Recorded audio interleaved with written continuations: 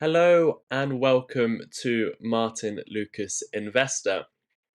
My name is Sensei, and we are here for a very important day. The CPI data, we're bringing it live to you in just under half an hour, where we move over to Martyn, who will be covering this. Thank you everyone for tuning in. This is going to be a jam-packed show. We've got half an hour to get through everything. So thank you for tuning in. Please do hit the like button and let's get straight into the show. So a lot of you would have got this newsletter come through, though it is packed full of information today. So much going on in the markets today. So it is CPI day, tariff tension, and nuclear revival. So let's get straight into it. Make sure you have hit the like button if you have just come in. We are waiting for the CPI data, and we'll be moving over to Martyn in just under half an hour. So a lot to get through. So today, the one big thing, all eyes are on the CPI report, the final inflation print before next week's Fed decision. Economists expect headline CPI to rise 0.2% month over month and 2.5% year over year, up from 2.3% in April. Core CPI, which excludes food and energy, is forecasted to rise 0.3% a month on month and 2.9% year on year. Persistent underlying inflation that could keep policymakers cautious. That's the one big thing of the day.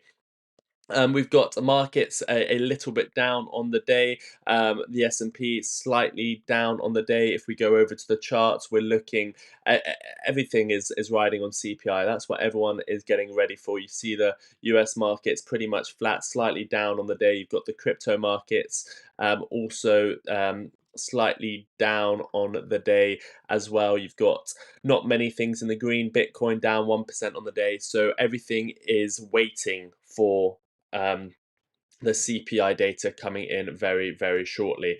We've got gold up slightly. The commodities are up slightly, while the equities are down slightly.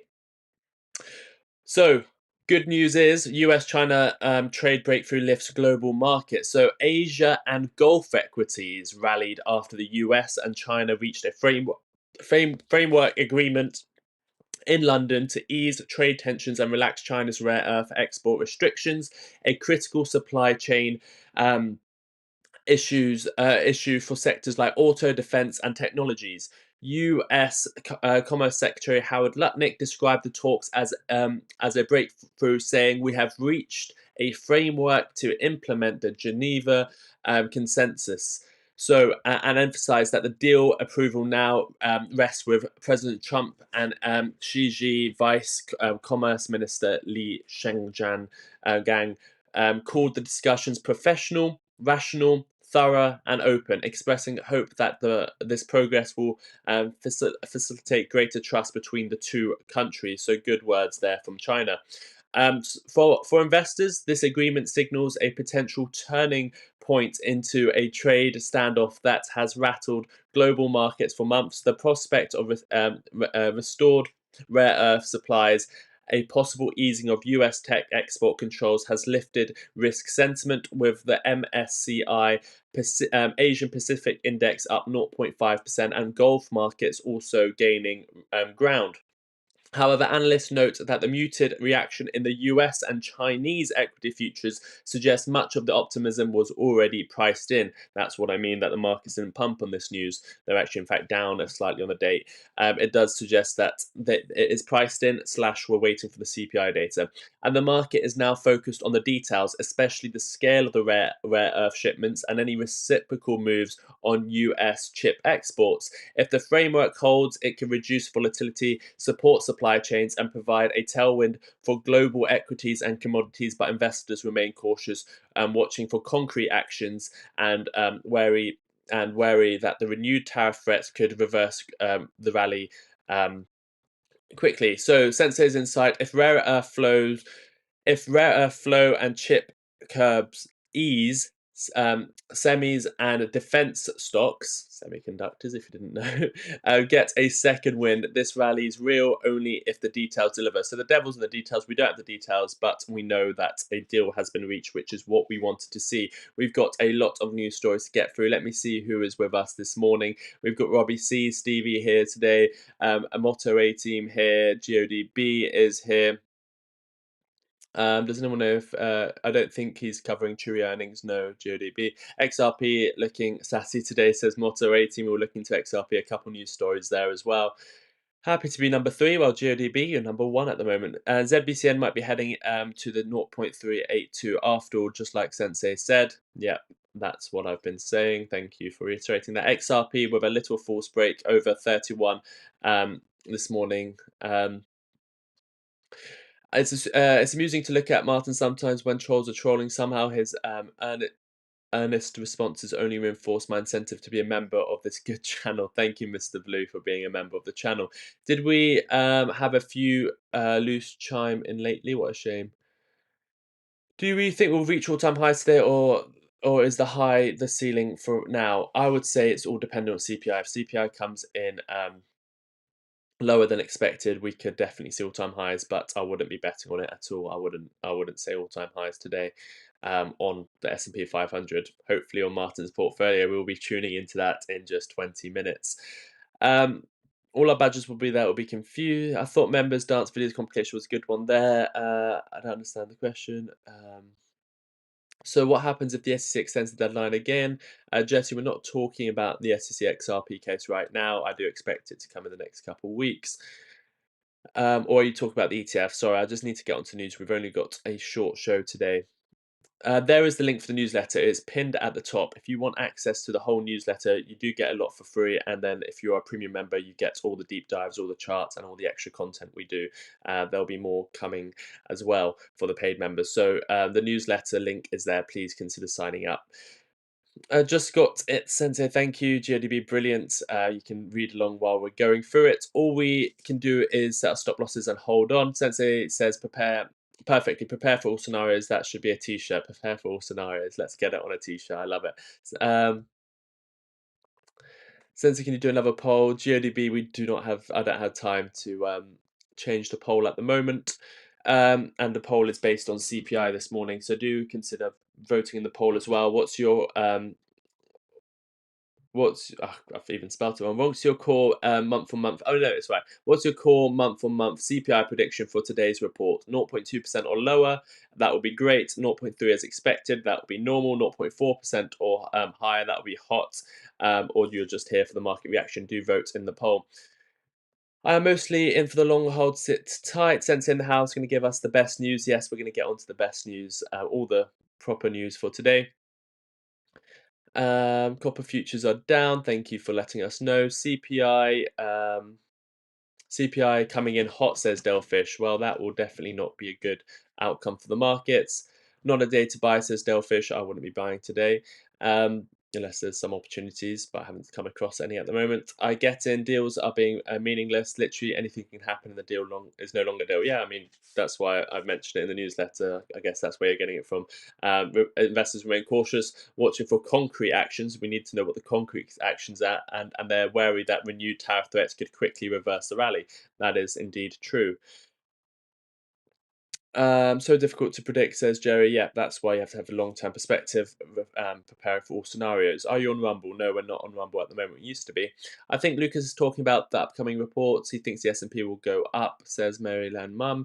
0.9%. Oh God, that would be a terrible CPI print.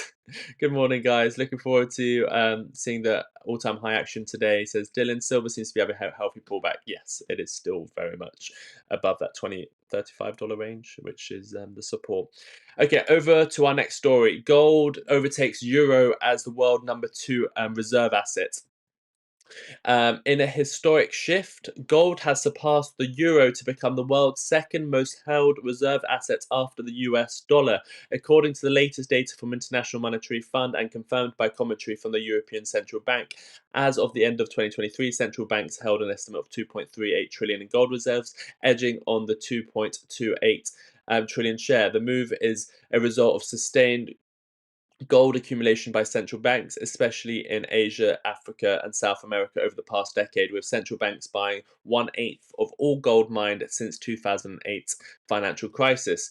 The ECB notes that gold performs well during episodes of stress and has outperformed both equities and US dollars during periods of economic and geopolitical uncertainty. The surge in gold's value, driven by persistent inflation, geopolitical tensions, and concerns over the stability of fiat currencies, has prompted central banks to diversify away from the dollar and the euro, viewing gold as a safe haven asset from the political and sanction risks of that affect currencies. This diversification is seen as a hedge against vulnerabilities of global financial system, with the ECB warning that growing exposure to gold derivatives in the euro area could introduce new risk if market volatility spikes or leverage positions unwind rapidly. For investors, this marks a significant endorsement of gold's strategic role in modern portfolios, reinforcing its appeal as a long term store of value and a buffer against systematic shocks. It's a massive story. Bye bye euro, hello gold. Maybe later we'll see bye bye US dollar, hello gold, and then Bitcoin will start coming up the ranks as well. But for gold investors, you can now see that it is still part of modern portfolios, even if you're a Bitcoin bull. Gold also, in my opinion, has its place. So, Sensei's insight: central banks now hold more gold than euros, proof that gold remains the top hedge in a world of currency risk. Despite Bitcoin's rise, gold's non-digital sanction-proof status gives it a unique utility. For portfolios, this is a wake-up call. Gold is not just alive, it's institutional money insurance policy. We've got the next story: nuclear power investment accelerates in UK and Europe. Small modular reactors are the new best thing. So, if you are watching live, we are waiting for the CPI data, giving you all the news you need to know before we get there. We're going to get onto the CPI data story in just a second. There's a big story I have for you on the CPI. So stay with us. We're going through the top stories of today from the newsletter. If you haven't got the newsletter yet, I'm going to put the link in the comment section. You actually get all of the stuff that we're covering so far for free. If you want to be a free member, but if you're a paid member, you are supporting the work, the hours of research. You're also getting a lot more charts of the day. You're getting the deep dives, deeper dive sections, the parts that really start taking you to an elevated investor as well. So there is a link. Please do consider signing up to the newsletter. So the UK government has selected Rolls-Royce to build the country's first small modular nuclear reactors, a major step in its plan to decarbonise the power grid by the mid 2030s and boost energy security. This follows a $14.2 billion pound commitment to the Sizewell C nuclear plant, expected to supply power to 6 million homes and create 10,000 jobs. Across Europe, policymakers are reversing course on nuclear, launching new projects and crafting supportive regulation to cut energy imports and meet climate goals. The EU nuclear industry already supports 900,000 jobs and generates over 250 billion in annual output. For investors, the nuclear resurgence opens new opportunities in listed utilities, energy firms, and suppliers tied to SMRs, small modular reactors, and major infrastructure builds. The UK's use of regulated asset base model for the Sizewell C aims to de-risk capital investment by ensuring cost transparency and stable returns. As public funding and private capital flow in, nuclear is re-emerging as a long-duration inflation hedge asset class. Still, investors must watch for execution risks and regulatory shifts that could affect margins or delay cash flows. Some top stocks: if you want to go look at the nuclear stocks, you can go and see it in the newsletter. The link is pinned in the comments. If you're watching this later, top link in the description, and also the it is pinned in the live chat as well. Let me make sure we are running smoothly. Everything is okay. Let me just make sure we have linked this show to the next show, because the CPI data, I think, is probably the most important we've had in over a year, because this is when economists are saying be careful. We've got Trump inflation. We're gonna see, is it going to be part of the inflation? Is the tariffs going to affect it? We'll have a look at it the story, and we'll be covering the CPI in just under 15 minutes when we go over to Martyn. So let me just make sure we are all linked. Yep, it's all looking good. Okay, so another story for XRP. So VTO's Power's 121 XRP Treasury pivot. What it means for XRP and investors. So we've got VTO Power. It's in the Nasdaq. Has become sorry, it's listed on Nasdaq. Has become the first publicly traded company to adopt an XRP focused Treasury strategy, raising 121 million in private placement led by Saudi Prince. I'm not going to try and pronounce the name. The majority of funds will be used to acquire XRP, with BitGo's providing institutional grade custody and trading support. VTO Power also plans to build a real world decentralized finance application on the XRP ledger. Everyone who said XRP is not going to be used for for DeFi, well, look at it, they're doing it right now. That's why I say XRP to the moon. There's so many bullish stories about XRP. And we'll continue with this one. For XRP, this move represents a significant milestone in institutional adoption. It positions XRP not as a speculative token, but as a reserve grade asset and DeFi infrastructure layer. The involvement of BitGo addresses long standing regulatory and security concerns, potentially paving the way for more corporate treasuries to follow suit. Increased demand and liquidity can also help stabilize XRP's volatility price. Look at this: a company, a company on the Nasdaq is going to be having an XRP reserve. It is, I mean, it's people said this would never happen. It's come as a shock to me as well. I mean, things are moving quickly now, and they're considering buying $100 million worth of $100 million worth of XRP to put in that treasury. So for investors, VTO's Power Pivots offers a rare public market exposure to XRP's performance and institutional crypto integration, but with high risk due to regulatory uncertainties and XRP's price sensitivity. The stock surged as much as 26% on the news before settling up 11%. And remember, we've got someone from Ripple on the board now. So what he says is we all share a common vision and objectives with regards to how publicly listed XRP focused treasury companies can be scaled for the benefit of the XRP community and VTO Power stakeholders alike, said Executive Chairman Kevin Chinnen. So my insight is VTO's Power plans to allocate around 100 million out of the 121 million raised into XRP versus, if you look at the market cap right now, it's $69 million market cap, highlights a rare valuation disconnect. So investors seek risk, not just reserves. No, sorry. Investors see risk. That's why the price, the market cap is actually below how much they're going to have in a reserve, because investors are seeing risk, not just the reserves. So until the June the 18th vote clears, they're having a vote on this. June the 18th vote clears, and strategy proves out. The stock trades like a leveraged bet on XRP's execution. We'll be watching that vote closely again. June the 18th. What's happening that week? We've got ETF news. We've got a lot of news coming around that date. Also, Ondo Finance launches tokenized US Treasuries on the XRP ledger. I'll let you have a read of this yourself. There's a few stories we haven't managed to cover, but please go and read the newsletter. There is so much value in there. I'll give you the link again in the and it's getting better and better every day. I hope you guys are noticing that, and it will get to a point where it's 95% perfect, and then we have smaller increments. But every day it's getting better. Every day I'm spending more time and refining the process and getting the news better. So there we go. That is the Ondo Finance news. Please go and read that. On to the main story of today. The US CPI report for May 2025, tariffs test Fed's inflation.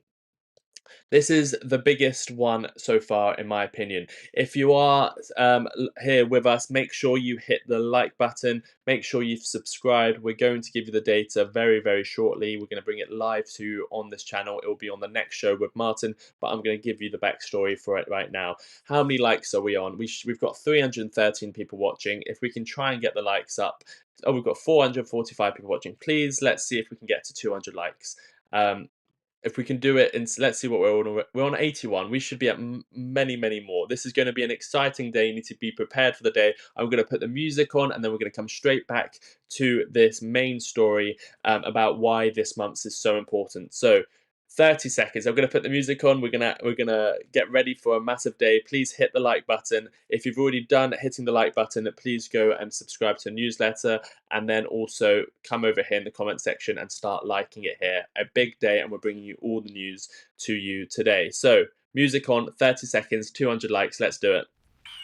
The year is 1991. Birds and people are living together in seemingly perfect harmony, until one day a young man catches fire.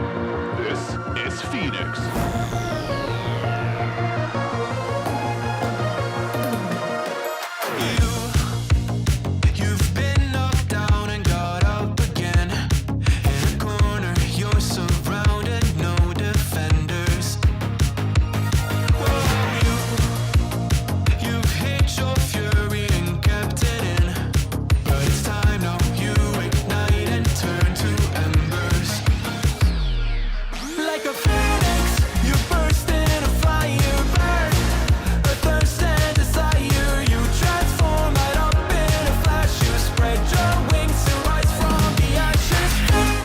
Come on guys, 130 likes, 350 people watching. Whoever's being lazy, I know it's the morning. It's free. Just go hit the like button. You can do it on your TV, your phone, your iPad, anything. Take a second to hit the like button, and let's get into the main story of CPI.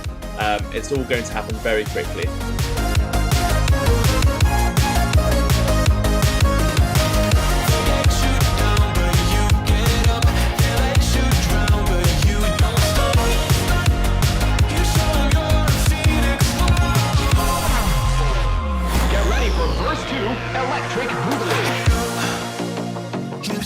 Thank you everyone for participating in that. If you haven't hit the like button yet, please go and do that. Let's go on to the main story for today. So why tariffs matter now? May's CPI report is being treated by economists and markets as a crucial litmus test for the real-world impact of President Trump's latest round of tariffs. After months of anticipation and policy debates, May is the first full month following the Liberation Day tariff hikes, which sets a 10% baseline import duty on a wide range of goods. This is why May's data is under a microscope. It will show whether companies are absorbing these higher costs or passing them on to the consumer, and how quickly those are affecting, and how quickly those effects are filtering into the prices Americans pay at the register. It is a crucial print today. Economists point out until now, inflation impact on tariffs has been more theoretical than visible in the hard data. April's CPI hinted at a possible turn, with core goods pricing rising for the first time in over a year, especially in categories like apparel, household goods, and electronic sector, most exposed to tariffs.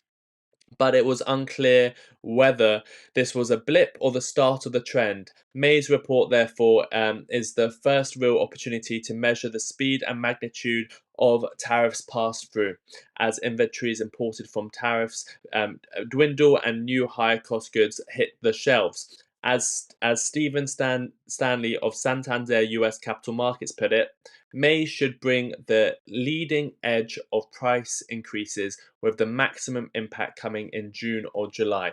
So this is where we start understanding what tariffs are. Are they going to bring inflation into the market? And obviously that will affect next week's decision on interest rates.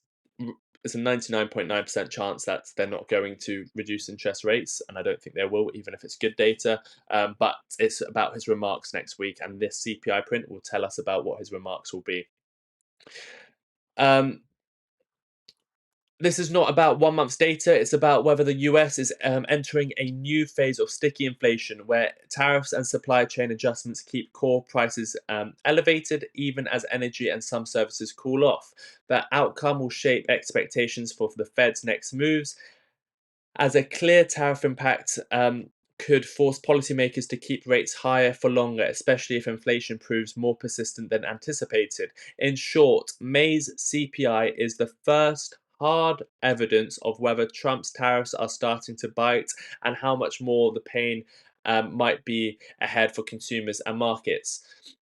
So what we're expecting today, this is the expectations. Headline 0.2%, annual 2.5%. Core CPI, the more important one, is expected at 0.3% increase monthly, and the annual 2.9%. If we get 0.2, that would be great. 0.1 would be brilliant. 0. 0.3, I don't maybe we just get a rally because it's as expected and it's not terrible. 0.4, 0.5 would be awful, in my opinion. Again, that's not financial advice. I'm not telling you to trade based on those figures. That's just me plucking some numbers and telling you that higher would be bad and lower would be better. There will be other things at stake, other data is being released, but that is what we're looking for, these core CPI data. So the rate outlook is higher for longer. Markets now only expect two rate cuts in 2025. We haven't got any yet. This is the chart for what the probabilities are in December. We're currently set at 425 to 450. The chance we'll be at those levels in December is about 8.6%. One rate cut chance is about 31.7%. Two rate cut chance is about 40%. Three rate cuts is 18%, and four rate cuts is 2.1%. This is sort of pricing in a situation where you need to start cutting rates fast, which wouldn't be good for the markets. Anyway, some notable quotes. So Wells Fargo saying May's CPI will determine if April's goods inflation was a tariff preview or noise. Goldman Sachs is saying tariffs will drive a sharp acceleration in core goods inflation this summer. The New York Fed survey says consumers expect a 3.2% inflation 1 year, down from 3.6% in April. So the bottom line is today's CPI data is set to confirm that inflation is sticky. And tariffs are starting to bite.